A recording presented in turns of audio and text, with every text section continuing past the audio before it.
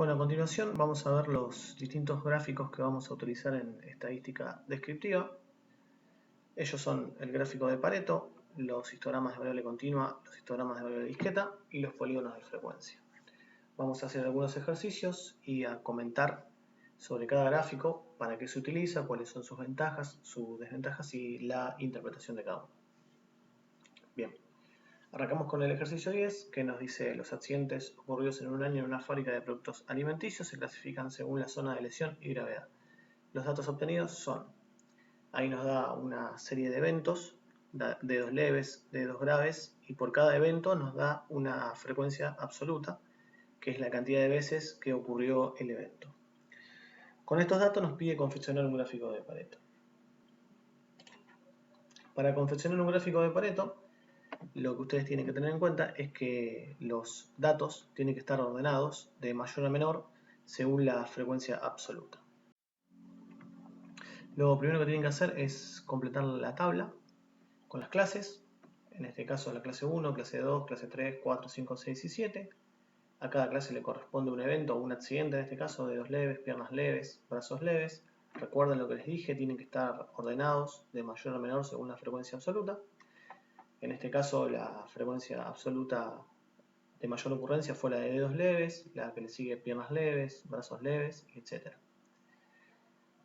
La frecuencia absoluta, como ya lo dijimos, es la cantidad de veces que se repite el evento. La frecuencia absoluta acumulada es la acumulación de las frecuencias absolutas. En este caso, para la primera clase, la frecuencia absoluta acumulada va a ser igual a la frecuencia absoluta. A partir de la segunda clase pueden utilizar el siguiente criterio para calcularlos. Acá se lo estoy marcando. Este que está acá.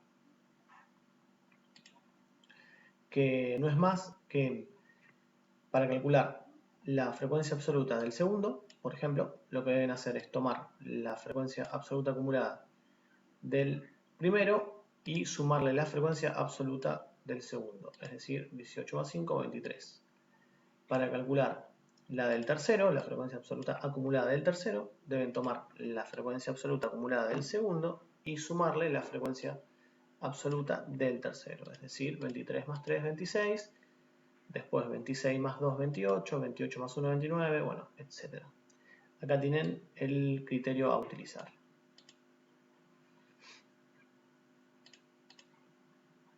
La frecuencia relativa, recuerden que es la frecuencia absoluta dividida la cantidad total de datos, en este caso como son 31, para obtener acá en la primera clase la frecuencia relativa, yo lo que debo hacer es dividir 18 sobre 31, en la segunda lo que voy a hacer es dividir 5 sobre 31, en la tercera 3 sobre 31 y etcétera hasta completar todas las clases.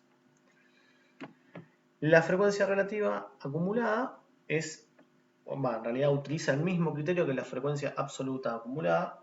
En el caso de la primera clase se mantiene, es igual a la frecuencia relativa, es decir, la frecuencia relativa acumulada de la primera clase es igual a la frecuencia relativa.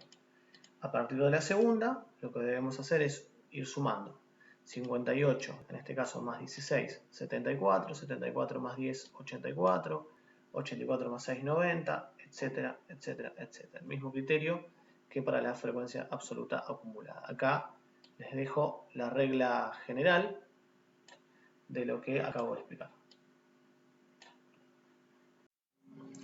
Una aclaración que me faltó hacer es que la frecuencia relativa se expresa de manera porcentual. Es decir, que cuando ustedes en este caso dividen 18 sobre 31, le van a dar 0,58, a ese valor lo tienen que multiplicar por 100. Bien. Lo mismo cuando hacen 5 dividido 31, ese valor les va a dar 0,16, lo multiplican por 100 y les da 16. Lo mismo deben hacer con el resto de los casos. Y bueno, la frecuencia relativa acumulada es una acumulación de la frecuencia relativa de cada clase, así que por lo tanto también les va a quedar en valor porcentual. La frecuencia absoluta acumulada de la última clase debe coincidir con el número total de datos, que en este caso son 31, de la misma forma que la frecuencia relativa acumulada de la última clase debe ser un valor cercano al 100%.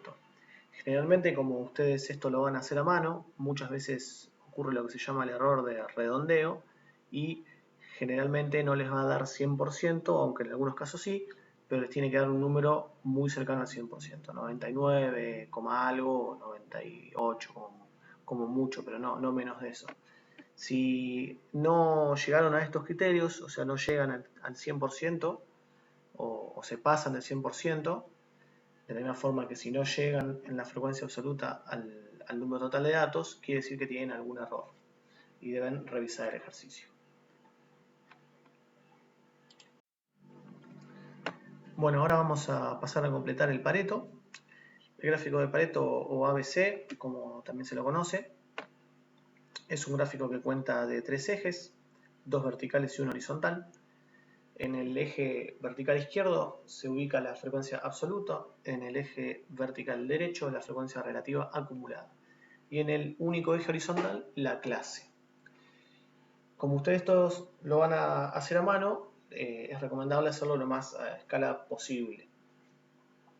En el caso de la frecuencia absoluta, fíjense que el mayor valor es 18, por lo tanto acá ejecutamos una escala de 2 en 2, bien hasta el número 20.